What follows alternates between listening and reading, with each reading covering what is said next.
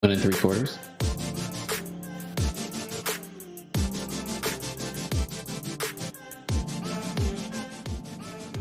What is up, everybody? Welcome to another episode of Let's Do a Podcast. I'm Ryan, And I'm Anthony. and we're not in the same room. No, we're not. I have so many knobs in front of me right now. So many knobs. I don't know That's what I'm It's like one of my favorite things to hear. doing. Yes. Oh, so many knobs. Give me all the knobs. Yes. So, I know last time that we interacted, I was moving. We took the month off, and now we're here. I moved in, as you can tell, a new space in the background. Plus, we're not together. So Yeah, you got to get your purple lights back up and going, man. I know they're sitting over here in the corner. I was gonna do finish the room. So pretty much it's really trashed on this side. And I was like, you know what? I'm gonna finish the room this morning, and I didn't do it. I stayed on the couch and watched a movie. You see my area. I literally took my desk. If you watch the promo beforehand, you can tell my background's completely different because I just turned my desk up like almost 180 degrees around. So I wondered. I didn't. Yeah, I wasn't facing just an open room. So we'll see. We'll see what my permanent setup will look like. Right. And yeah, so there'll be some trial and error while we figure all this out. But you know what? We figured we might as well still drink, watch movies, and enjoy ourselves. Huzzah! I am for that. Huzzah! So let's talk about beers. So Anthony, what are you drinking on today? All right. So being in Texas, I am drinking a Texas beer. I don't think we're going to be exclusively Texas beers anymore, though. So that's just the way it's going to be. But I do have a local beer, and continuing with that, and I'll probably have a little bit of a local beer next time too. But I'm drinking today. See if we can get this with the light shorting on it. RIP 2022. Seeing as this is our first of the year of the 2022 year, I will say RIP to 2022 by drinking this double dry hopped India Pale Ale IPA. And you know what? I'm just thinking to myself, I did not prep at all. I didn't look at what's in this beer at all, and I'm just like totally slacking here. Oof. So let me pull that up real quick. I think I did search it up. Okay. Fortunately, I did look at it. So their readout. I'm glad I took the time to look this up. It says Kiss 2022 goodbye with this double dry hopped IPA. I could have just read that off the can. Probably. Somebody wrote on this though. It's a pretty delicious 7% Tufts brew, double dry hopped with a 5 hop combo, smooth with notes of berry and peach. So yeah, profile is juicy, hoppy, dank, smooth, and melon. Ooh. Melony. Like a good I have to look at the camera. I got Yeah. the camera in the wrong place here. So I'm sorry if I start if you're watching us visually and not just audioly. Sorry if I just my eyes kind of wander off in a random direction. So yes, and if you guys are wondering, you can watch us on Facebook, YouTube, Twitch at just look up Let's Do a Podcast, and you should be able to find us. So let's do the podcast. But yeah, Tufts out of McKinney, and I'm gonna drink this. So I'm gonna crack this open while Ryan talks about his brew of the day. So first we have to listen. Oh, that is a classic right there. Oh, it's just not as good as in person.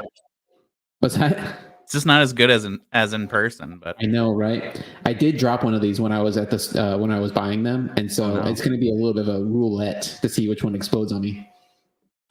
That will be fun. So I'm drinking Rainbows and Unicorns from Breakside Brewery. Of course, this is a Portland brewery.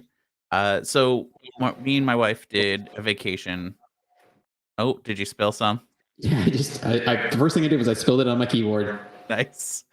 Classic. So we did a trip forever ago. We did Seattle, then drove down to Portland. And this is one of the breweries that we could walk to. And so I loved the beer. And so my first thing was as soon as we get up to Oregon, I got to find freaking Breakside Brewery beer to see if it's still as good as I remember. And the answer is yes, it's still very, very good. So this is actually my first one of the Rainbows and Unicorns, but I've had their other IPAs. And of course, this is a West Coast IPA. So it's an IPA made with flaked rice, Eldorado, Comet, and Galaxy hops. It has 5.2 APV, 30 IBUs, and an average of like a 3.75 on Untapped. So of course I already opened it. I'll show you guys what it looks like. Of course, I have it in my Odd Muse glass. I don't have a Oregon glass yet. You gotta work. Yeah, you gotta get on that, man. You made the wise choice. I decided to do mine live, and it did not work out for me. So I need to get a stump beer for that next time. Let me tell you, even more if we were together, I always open mine before the show because I know if I do it during the show, I spill, it sprays, whatever. If something's gonna happen, it happens live. I don't have a paper towel or anything, as I was just going to sit here for the rest of the podcast. If you want to mute, you can go get it. I can talk. So. No, the show must go on. I will survive. I'll be a little sticky, but I will survive. So, but hey, cheers. Yes, first podcast of 2023. Cheers. Yeah. All right. So yeah, it's definitely a West Coast style, which I enjoy. It's very, very smooth. So it says it pairs well with peaches, breakfast cereal, pineapple, and juicy fruits. So both having fruity type IPAs. So yeah, we did not even coordinate that. What you doing there, bud? I'm using my elbow to wipe my table off. Go hit mute and go get something. Let's do a podcast. You're killing me. Yeah, so just flexing for the camera. If y'all are listening, I really hope that you decide to go watch, because this is going to be a great episode. This is great content we're making here. That's right. So first sips, what do you think about yours? So it's got a little. I love that upfront bitterness there. It's an imperial. I didn't say it before, but it's an imperial double New England IPA. So it's got that high level kind of a. Click the button here. Okay. But yeah, it's kind of got that high level kind of like bitterness that like sits on the back of your tongue that an imperial always has. But it follows it up with that kind of that fruitiness, like it says, a melon type flavor. Just kind of like sits on the front of your tongue, so it's really, really good. It's got a little bit of that punch of the bitterness in it. The nice follow through. It's a nice way to. Must be what 2022 tastes like as it makes its way out. It's like very bitter, but maybe a little bit sweet. Yeah, and just in case y'all see, I am also drinking a seltzer water from Rogue, which has CBD in it. So, I like to mix things up here. Let's just make sure. Let's just make sure that they know that I don't have that, so I don't get my house broken into by Texas Rangers coming to steal my CBD away from me. Right. But yeah, so far the beers that we have experienced up here, they're definitely different, which is kind of fun to explore. Just like you kind of get, in a sense, like the same beer, like it's the same style and everything, but it just tastes completely different. So it's fun. And of course, it seems like within a 5-mile radius of anywhere at all, you're within at least like 5 different breweries. It's crazy. But it's like more funky up there. It's like everybody up there is always like keep it weird up there, Yeah, and yeah, it's been fun so far. I mean, granted, we've only really been here about a month, so I'm definitely interested to see the rest of the brewery scene. We went and visited Rogue, which I'll actually be having one of their beers the next episode. But we went to that brewery and sat there for a while and tried a few things. It's a really cool place right off of, you can see like the bay off the coast and everything. So it's a really cool spot. And then, yeah, we've been to about 2 or 3 local places where we are right now. And it's been fun. We try to make sure to have fun. So see, my thing is, so my challenge to you is Portland, Oregon, what have you, they're all about keeping it weird up there. I challenge you to find a brewery that is as weird as Martin House up there. That's gonna be a tough one. Yeah, it's gonna be difficult. Yeah, no, I don't think anybody can beat Martin House. I bet there's somebody, but I don't know. That's a tough one. Like, I think at a certain point, you if you go past Martin House, I think you are just classified as just like an insane beer. Yeah. So their stuff is scary. I mean, they did threaten us with a Thanksgiving beer again this past year. So yeah, luckily we got away from that one. I don't know if I was excited or scared of that. So yeah, that means that's pretty much been my life since we stopped recording for the month or so.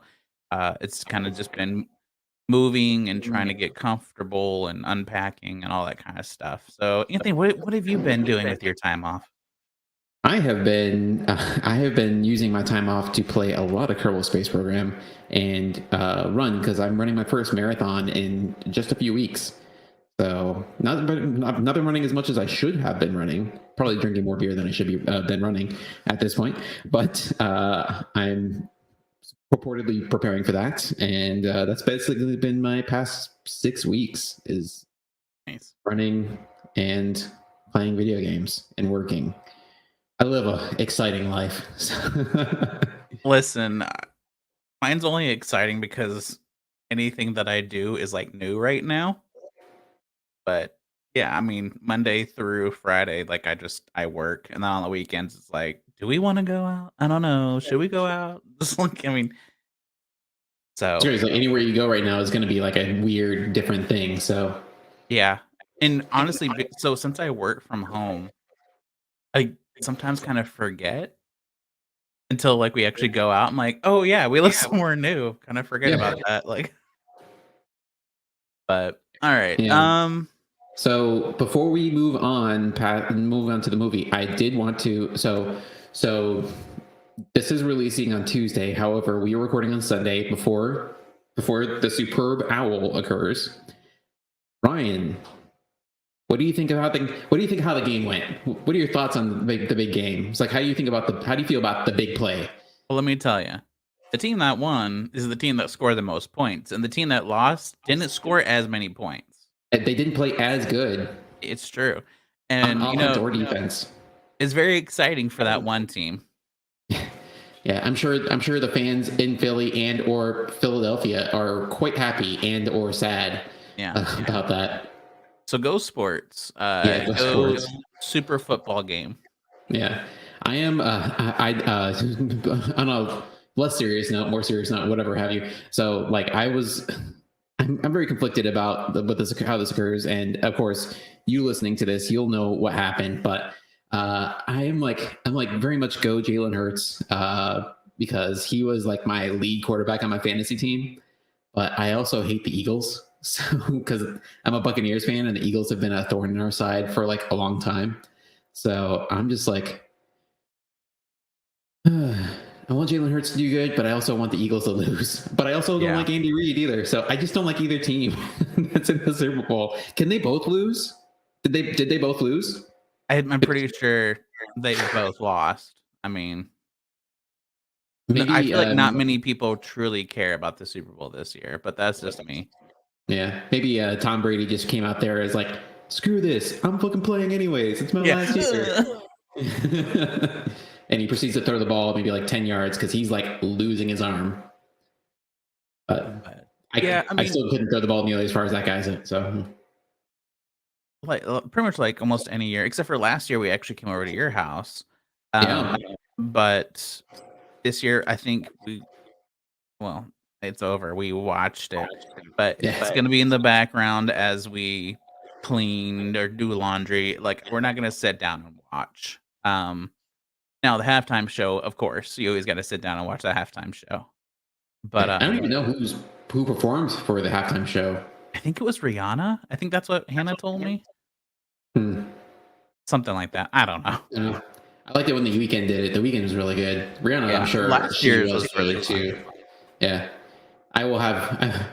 You can ask us our opinion on the comments section here, because as of right now, I have no clue. So Yeah. like Tuesday, Anthony knows. Sunday, Anthony before the game has no clue what the hell happened. So, Yeah, it's true. the All right. of time travel. Let's move in to the movie. Unless you have something else you want to talk about.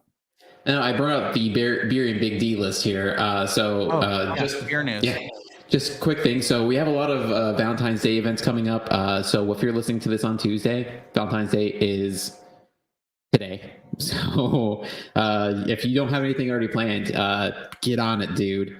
But if your significant other is down with going to go to a brewery, they got some events going on tonight. Valentine's Day beer dinner at Deep Elm, Valentine's Day dinner and drinks at Turning Point, Valentine's Day stout flight at False Idol. Moving on down the line, Turning Point's got a Girl Scout cookie and beer pairing on the 17th of February. We got Mardi Gras celebrations happening at Oak Highlands Brewery on February 18th. Moving on out, we got more Mardi Gras festivals at Rollertown. Festival of Darkness. I think I did this once out at Tops, but Festival of Darkness 2023 is on the 25th of February. And then we start getting into some of the March events out on the horizon here. On Rotation has their 8-year anniversary party. And then we have Hot Wings Challenge 4 at Turning Point on March 4th. So a lot of events out there coming up. And then, of course, we start getting into April with April Fools and all that stuff. So maybe, I can't remember if Martin House does a joke beer, like a joke beer for April 1st, but I'm sure they'll do something to celebrate that. So I'm looking forward to it. So there's events out there. If you want to get some more details, I just touched on some of these. beerandbigd.com, all one word.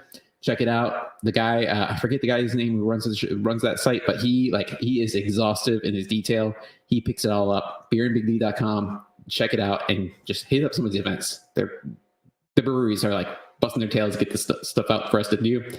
Go do it. Yeah. I have looked around for an Oregon one, and it doesn't look like there's one as detailed like that. You can find festivals, but I'm still researching. So if we have anybody that listens in Oregon besides me, let me know if you know of a website that you go to look up events happening around. If So Ryan, not, you want to do beer in the big O? oh my gosh, that just seems like so much work.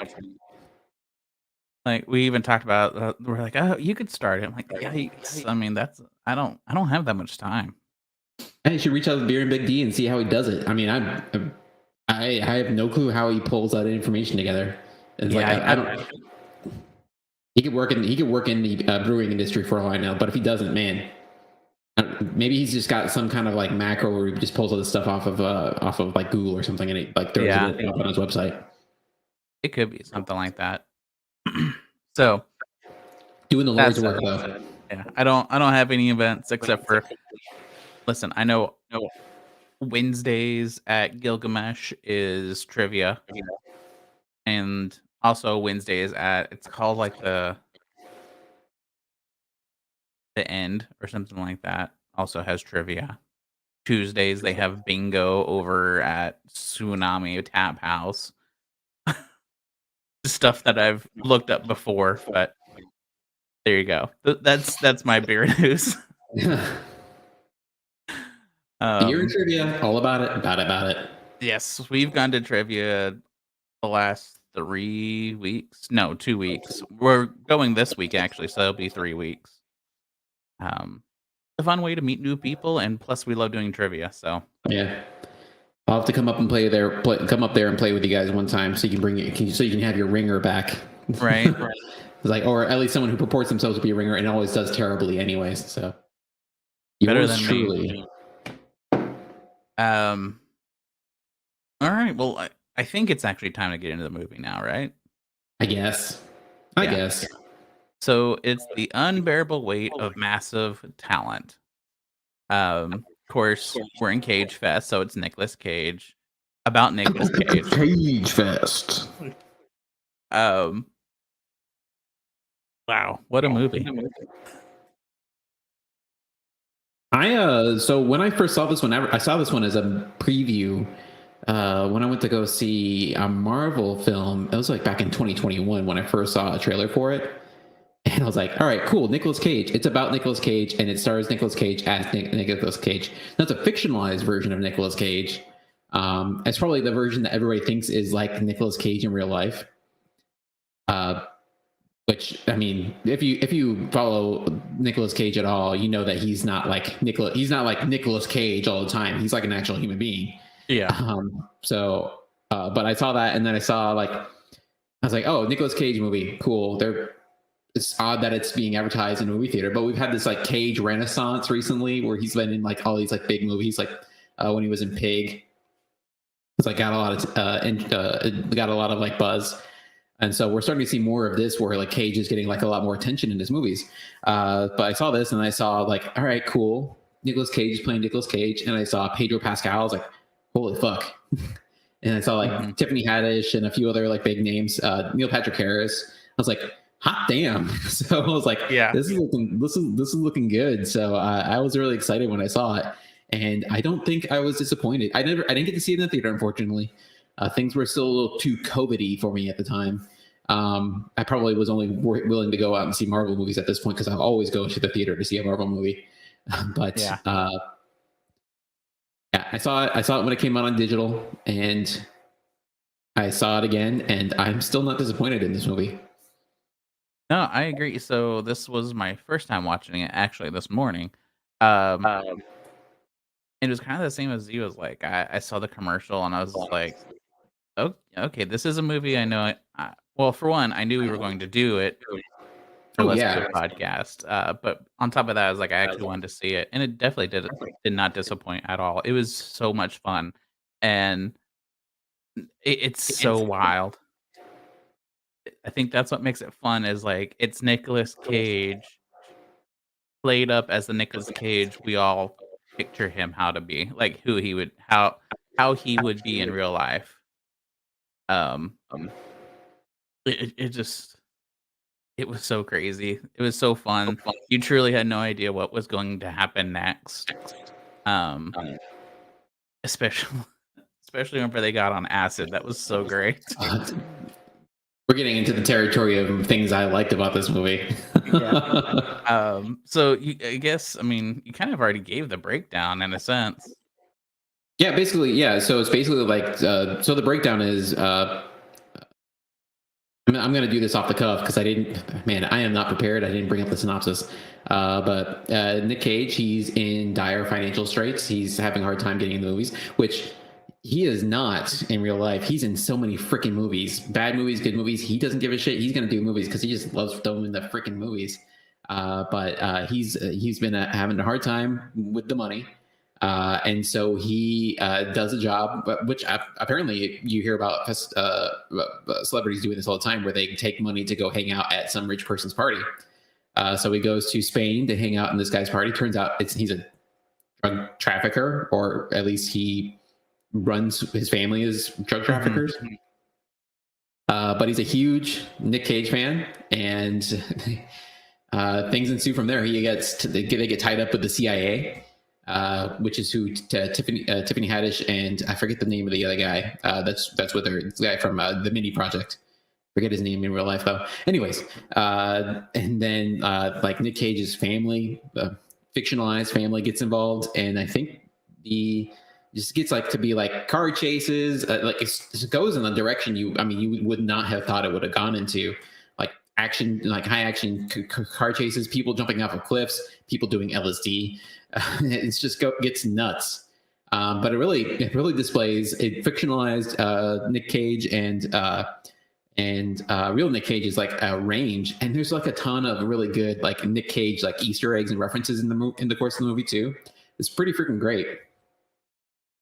Yeah, I do love how much they reference other movies of his in the whole thing. I mean, it starts off with Con Air, you know. Yeah. But then like in that first scene, yeah. Yeah, and I was thinking, okay, where are we going from here? But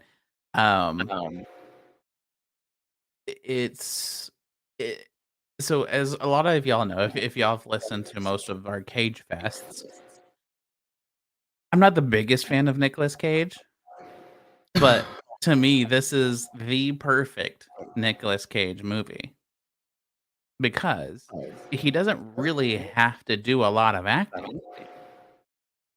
He's playing every character he's ever played, Yeah, he's basically got to play the exaggerated version of himself, and but it's that's still it. like Nick Cage at its core. Yeah, so Yeah. to me, it's the perfect Nicolas Cage movie. And I mean, I granted through doing Cage Fest though, I have found quite a few movies I actually like of Nicolas Cage. So I think I'm coming back on the other side of he's like in the middle for me now. Um, especially like throughout this Cage Fest, or at least so far. So we've this is one episode, like this is our first episode. I've already seen the movie for the next one. Um, I'm just like, okay, this might be a good Cage Fest for us. Like, I'm actually Yeah. excited. Yeah, we Um, can't spoil ourselves, Ryan. We just well, can't I know spoil ourselves. listen, it's Nicolas Cage. Who knows what's gonna happen in the next movie? Yeah. But Don't get yeah. your hopes So up. I very much loved this movie. Which I didn't really expect to say. So I expect it to be I, entertaining, yeah, but I I came ended into up, it like expecting to like it, and I was not disappointed. So it's like yeah. And I went it's in, like well, the other thing was like it had Pedro Pascal in it. Pedro Pascal has been on a freaking tear recently, and he's still on a tear. yeah. With like a lot of the stuff he's in. I mean, because of like the Mandalorian, he was part of that. He was doing he was in Game of Thrones, and he was really good in that. And so, and he's just like continue. I mean, he's even after this movie, he's still like going. He's in like The Last of Us now, and that's getting like rave reviews. And so, like Pedro Pascal is just like helps out. I think most of the heavy lifting was done by Nick Cage, but Pedro Pascal like helps out immensely They did because he amazing was like the together. foil. Yeah. They truly were so good together. It was crazy. Yeah, I'd love to see him in something else again. I agree. Okay, so let's go on to the things that we like and dislike. So I'll start off with I want to start off with the dislikes because I feel like the likes are gonna be something that we talk a lot about. Yeah, So the dislikes for me, I would say I think it was a little there were moments where there was a little too slow pace. Like they're trying to force a certain story that I don't know, like the in between storylines to me weren't necessarily needed in the sense of just like I don't know. I feel like they added too much filler time because there were multiple times I was just like, okay, let's get on to the next scene. Let's go. Let's get back into the funny, the action, the silliness. Like I don't care about the seriousness because of how goofy of a movie it is. It's just like we're not taking this serious. Don't make a serious storyline too serious. Like right. Is that like the whole thing where like Nick's relationship with his daughter, where that was kind of like in the beginning there? yeah, there and just like whenever he flies them down, um, so like the family shows up and surprises Right, Nicolas right, Cage. right. I don't know, just that whole story dynamic for that little bit. I'm kind of like I didn't care. Like See, it's funny. Like after you watch the end of the movie, and then like you realize the context for that scene from from Javi's perspective, because you know that what he like had no ill intent at all. yeah, He was not holding them hostage or anything. It's just that Nick Cage thought he was holding them hostage. It's just like yeah, like thinking on that scene after the fact, and you're just like, it's freaking. It's like from Javi's perspective, he's got to be like freaking thinking, what the fuck is up with freaking Nick? You know? yeah. And that's again, that's why it's like it's not a huge complaint because yeah, at the end, it kind of makes you think about everything that happened. So it kind of played in there. But at the same time, like in that moment, I was kind of like, okay, but, like I get it. Like I don't know, I was just ready for the next scene. So there are Yeah. just like 2 to 3 moments where I was just like, I get that they kind of needed to happen, but they could have made it a little bit shorter and kind Yeah, of get back into the funny silliness, action, whatever stuff. So again, like yeah, to me, that's a little complaint. So yeah. I don't know. What are you thinking, Anthony? What did you dislike the most? I feel like so it's not so much for me stuff they did, but stuff they didn't do. I feel like they really underutilized. I feel like I know they had a plenty of actors and actresses in there that played really good parts because like there was the whole thing with the family, and they were utilized very much in the beginning, and then they were utilized towards the end of the movie because to provide stakes for the success or failure of Nick Cage helping the CIA out. Uh, but I feel like the one person in the movie I could have used some more of would have been like who would have been really funny is his agent played by Neil Patrick Harris. Mm, I feel like having him involved in this thing too, or as an alternative to family. I think the use of the family was pretty good as far as stakes go. I don't think Nicolas Cage would have given two shits if like if his agent got kidnapped, he was like, all right, let the CIA take care of it. He wouldn't do it himself. But having Neil Patrick Harris in there more, I think would have been like have him play off of Nicolas Cage some with Pedro Pascal in there. I think that would have been pretty great. And then you have like Tiffany Haddish and Ike Barinholtz in there, just kind of like doing all kinds of craziness with it too, because you have all these people who are like do these really good comedic, have all these really good comedic roles under their belt, and have them all just kind of like bounce off each other. And then you have like Pedro Pascal and Nicolas Cage, who are typically, well, Pedro Pascal typically doing more dramatic roles. Nicolas Cage is just a freaking wild card. He does whatever the hell he wants. yeah.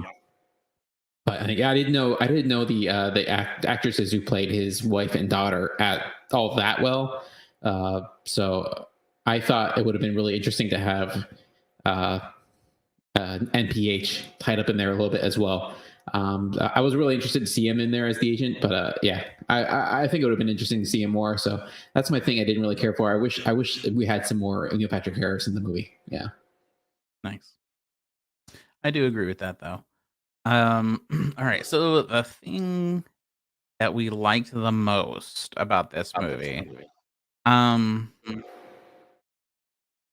it's kind of almost what I said earlier in the sense of just like this was the perfect movie for Nicolas Cage because he was playing himself in Nicolas Cage. So like I don't know, I felt like all the goofiness and the silly and the campy that is in all of his movies, he could finally bring it all together and make it into what he wanted Yeah. in a fun movie.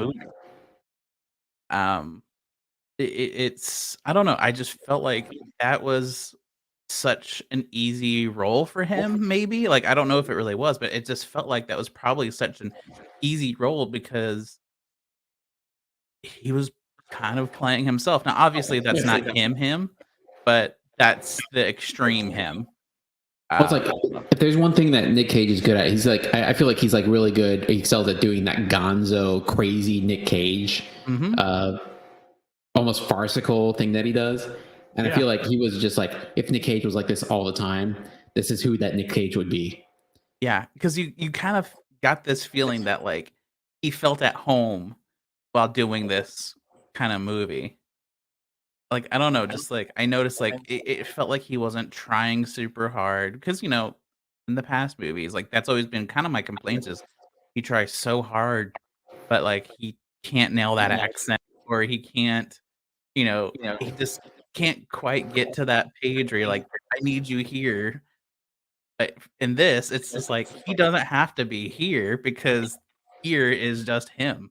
So, I I don't think know. it's funny you bring up the whole accent thing because like there was like a whole complaint about when so like there's a point where he plays the father the father who like runs the drug empire.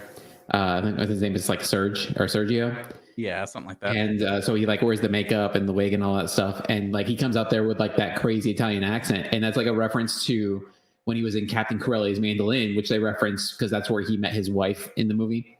And but like one of the biggest critiques of that movie was how he played an Italian guy in Captain Corelli's Mandolin, and his accent was terrible. And then he comes rolling out as this Italian, like, or as this Italian guy, or a guy with an Italian accent, and he's just like,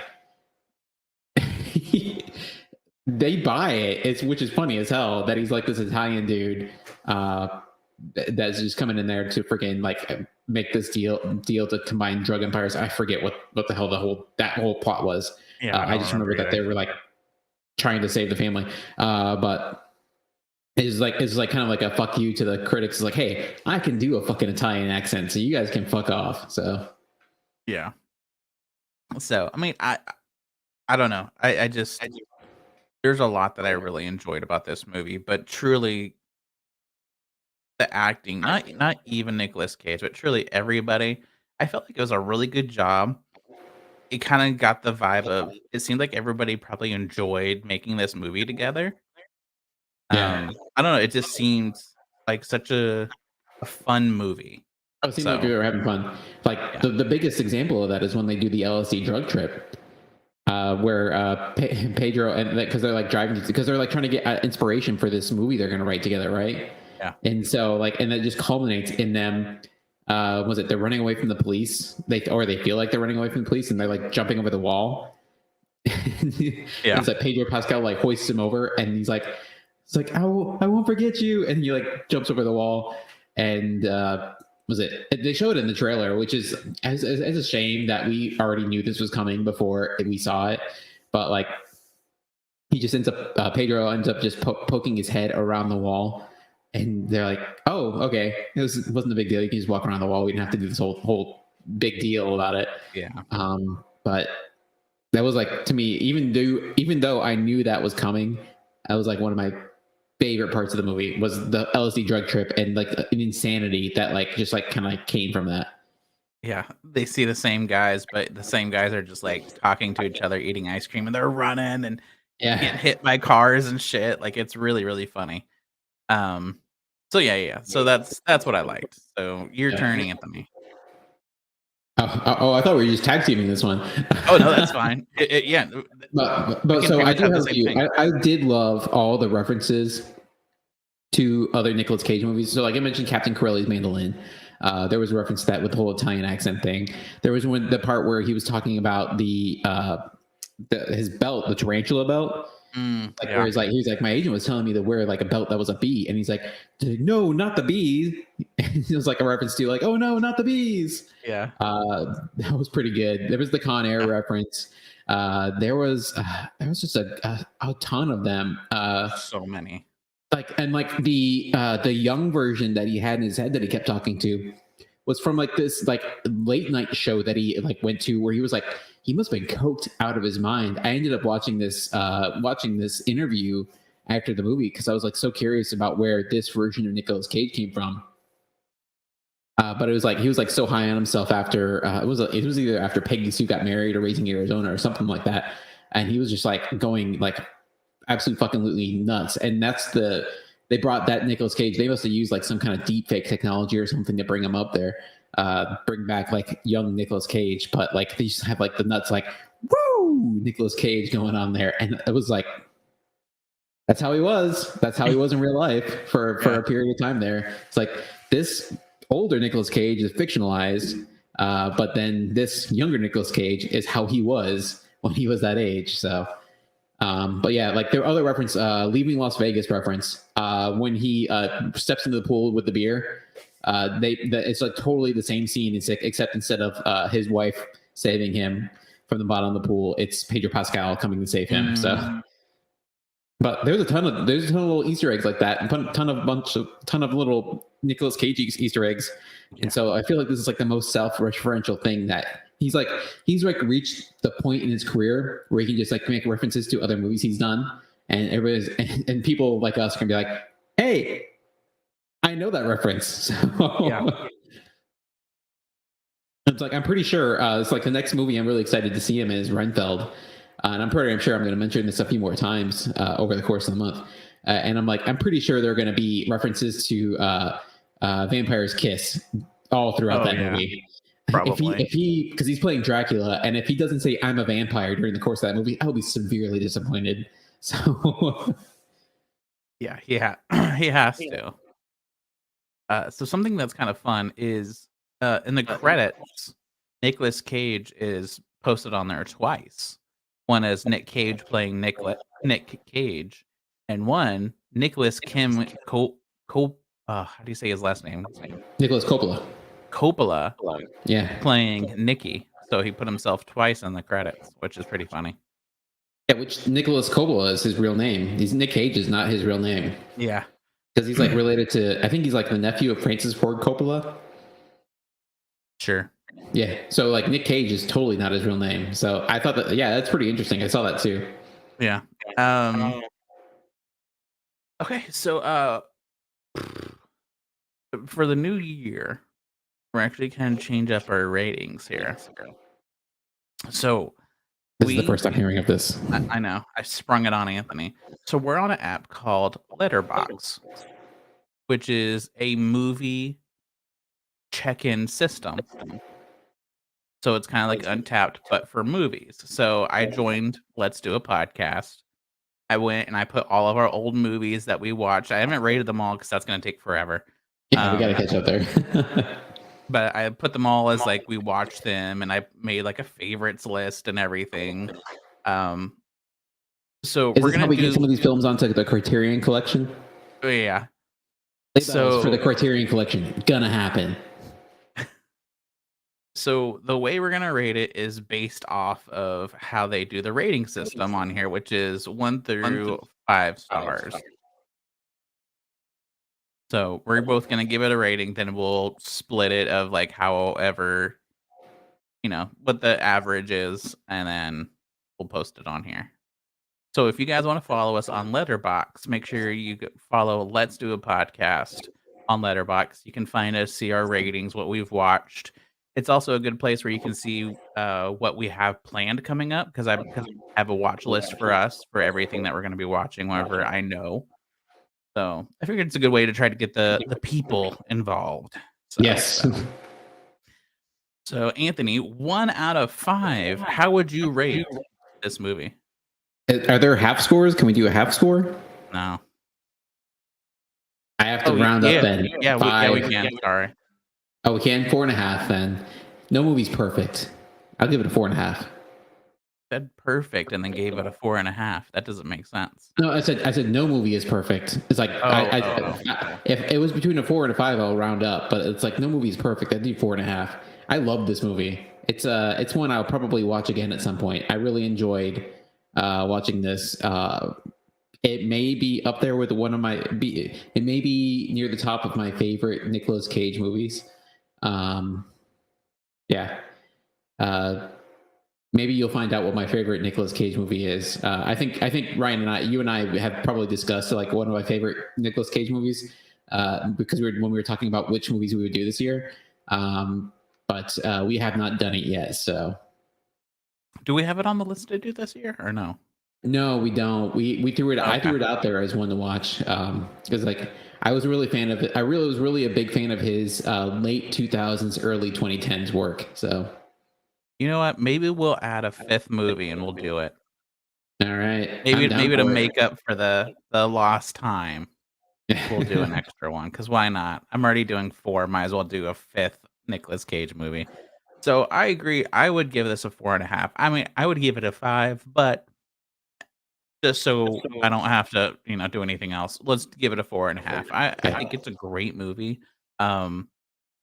This is probably my number 2 Nicolas Cage movie, as because last year we watched Willy's Wonderland. Oh man, that was a 5. And that was a movie I would give a 5. To me, I don't know if Nicolas Cage can beat that. It's funny because he didn't even talk during that movie. He didn't say one word, and it was his best movie yet. So really, again, check us out on Letterbox at Let's Do a Podcast. And I'll add you guys back, see what y'all have watched, what you plan on watching. Maybe it'll give us some good ideas. So, all right, Anthony, how's that beer? Have you finished it? All right. I ran out of beer. All right, give us the rundown and the rating. All right, so Rest in Peace 2022 Double Dry Hop India Pale Ale brewed with Cryo, Pop, Berry, Citrus, Sabro, Cryo, Mosaic, and Galaxy hops. I give you a 4. Pretty good. Ooh, that's a good one for you. I apologize if you cannot find this because, of course, they're probably not making any more of these as it came out in 2022. It is very similar. It does taste very similar to their Alpha Drop. So if you want to have something that tastes similar to this, I do recommend Tup's Alpha Drop. It's very similar in flavor to that. So go check that out. If you can find the 2022, it's usually in like the seasonal section of like a Total Wine. If you're down here in the Dallas-Fort Worth area. But I give a 4 to this one. It was pretty good. I did enjoy it. Yeah. Nice. So mine was the Rainbows and Unicorns from Brickside Brewery, West Side IPA. I would give it honestly the 3.75, the one that's like the global score average. That's pretty much what I would give it. It's a really good West Coast, pretty easy. It's something I could just sit. I could grab them pretty much all day, just drink on them. They were pretty good. Honestly, since I've been here though, I've had some amazing West Coast IPAs, which are hard. Now that I'm on the West Coast, it's like such a huge market to have a West Coast IPA, of course. Not a fan. They do have hazies here. It's like if you move to Maine, do you like have access to nothing but New England IPAs? I may need to do that if I ever go to the Northeast. There you go. Yeah. But I still think it was a really good beer. It's one I could have in the fridge. Just if someone's like, "Hey, do you have a good West Coast?" I'm like, "Here," Yeah, I'm really curious what the community mosaic is of the area, what the local classic is. Yeah, there's a lot. Yeah. Yeah. I mean, God, the amount of tap rooms and breweries, it's insane. So really, I feel like I'm still trying to get the feel of like, yeah, what's the beer that most people go to. So yeah, hopefully in the next, well, probably won't be the next episode because we're recording that after this. But hopefully the next batch, I'll actually have a better sense of beer. So I do have good news, however. I did read an article that they are passing a law here in the state. I don't know if this applies to outside of Texas, but they're passing a law that breweries in Texas can ship their beer out via package, via mail. So there may be a point where you can purchase some of your favorite local Texas breweries beer, and you may be able to ship it across state lines. I'm not certain yet what the text of that law is, but. So the app, Trevor. Oh God, I can't think of what it's called. But it's this app. Oh, Taver, something like that. Yeah, I saw Odd Muse on here. I've seen some Dallas places on here, which I thought was interesting. But yeah, and I don't know if they can do that around here. I'd be surprised if they can't, but I've never even looked. Maybe worth checking out. Yeah, really. Especially if that law passes, then yeah, I might have to see how much it is to get some Odd Muse up here because I love Odd Muse so much. It's like you order a shit ton of Odd Muse Celestial Turning Point. Yeah, it'd be so expensive. I bet though, it's got to be insane. They got installment plans, I'm sure. Yeah, just put on layaway. So that's the beer. What's your thing of the week? So my thing of the week, I thought about this and I didn't think about it, and then I thought about it again and I didn't think about it some more. But I did think. So my thing of the week is actually, it hasn't come out yet. It's coming out very soon. But my thing of the week is my excitement for. And I know this is very cliche, but like we've talked about MCU quite a few times. We've actually done an episode on some MCU properties when we talk about Loki. But I've been really excited for Ant-Man and the Wasp Quantumania. Yes. And I have been a fan of Jonathan Majors for a long time. When he was in Lovecraft Country, and he's been in a few other small things. And I feel like Jonathan Majors is getting like his due finally. But he's playing Kang the Conqueror in Ant-Man Quantumania, and it's like the second time you could see him play this character. First time was in Loki. And I've been excited for this movie ever since they announced it. And it's coming out in like just about a week from now. And I am like stoked out of my mind for this movie. So I'm next, probably not the next episode, but maybe the episode after next. I may have things to say about this movie because I'm just like stoked out of my mind to see this. We're getting like Kang the Conqueror, we're getting MODOK, we're getting. I'm a big fan of Paul Rudd, so Ant-Man and the Wasp. Evangeline Lilly is awesome too. So I'm really stoked for this movie. I'm excited to see it, and I may have a thing or two to mention about it in like 2 episodes from now. So awesome. Yeah, I'm excited too.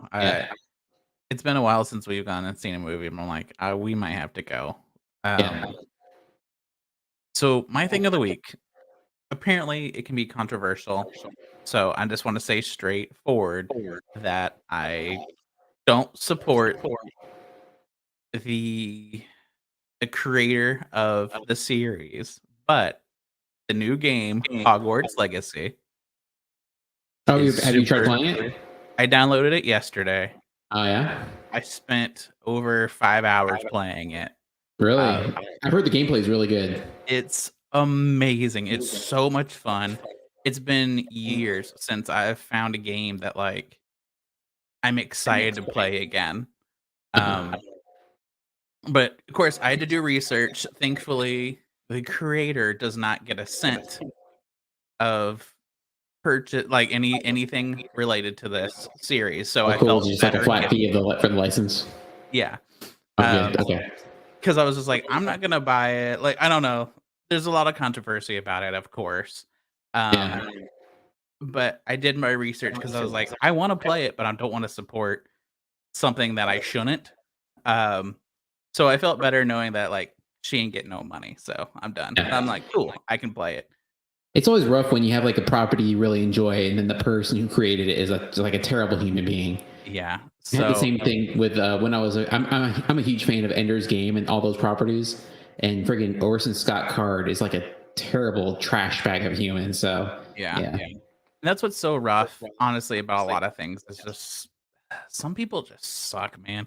But I mean, I get it that people are not going to be happy. That listen, I've heard like I'm not going to stream it. For one, I don't really stream anymore, but because there are people like, streaming it have been having issues. Yeah, it had a lot of problems. And so like I get it. If you're unhappy that I play it, you don't have to watch me play it.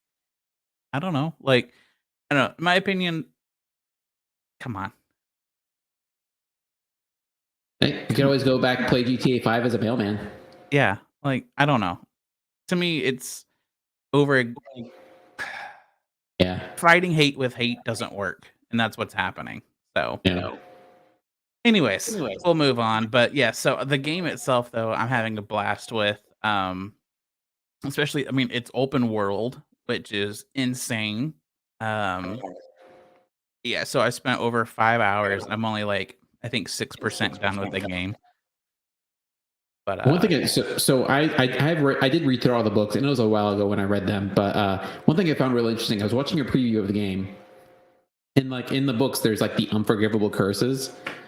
And this, I know this game happens in like the 1800s, but like one of them is like the Crucio curse that you use during the course of the game, which is just basically like a torture curse. And the guy, the character you play as, is able to use that curse, and I'm just like, how does that work? Because it's like using this curse is like you basically like you use that curse, you go to jail, you go to wizard jail. I'm like, how do they like justify him using that? I know it's like bad guys and stuff, but like shit. Yeah, there's things I'm interested in too, because like already like again, I just started the game even though I've spent almost all day yesterday playing it. There's a lot of things I'm like, my guy would be in so much trouble right now. Like, how am I getting away with all this? But it's still fun. So it makes me think of remember that Rockstar game Bully. Just seeing that, it makes me think of like a Hogwarts version of Bully, just a little bit. So. Yeah.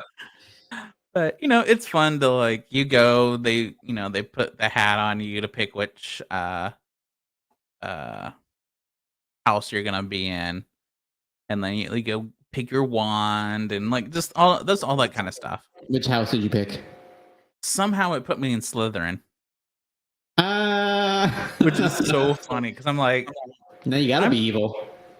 yeah, my guy's pretty much a jackass too. It's pretty great because you get to like Classic take the Slytherin. responses and conversations and stuff, and I'm always like the super cocky jackass guy. I'm like, I got to be. I'm Slytherin. Like, Yeah, it's like you gotta hold up your reputation. yeah, I can't be the nice Slytherin. Like he ain't gonna get nowhere. Yeah, right.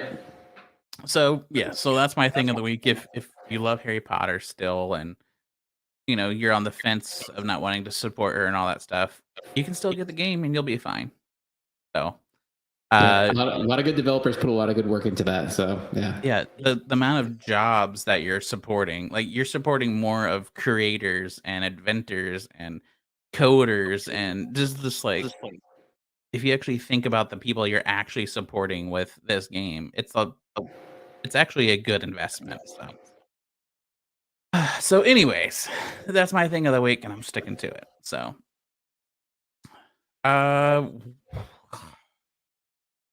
do we just do our socials now?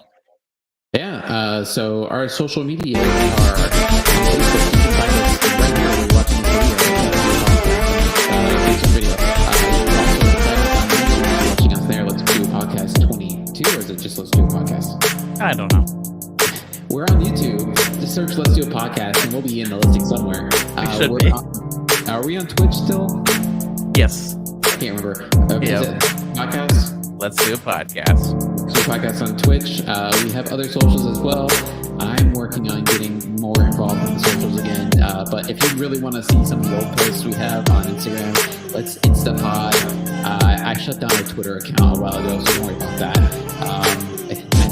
We're not on TikToks or on Snapchat or any of the other guys there. So. And I'll just say it one more time. If you want to check out the movies that we have seen, what we're going to see, all that kind of stuff, make sure you check us out on Letterboxd.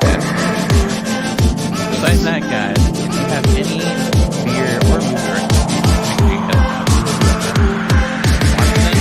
Or drink. What's our next movie?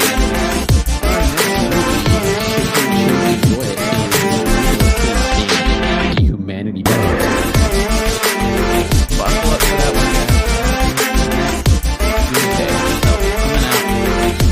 It was a fun first one back. Yep. Have a happy Valentine's Day, everybody. Hope you enjoyed your evening with your significant other listening to our dulcet tones. That's right. I could be like Dwight and make you a CD to put on whenever you bring them back to your room.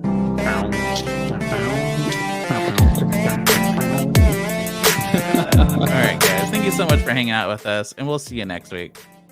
All right. I'm Ryan. I'm Anthony. Get out of here. End the podcast.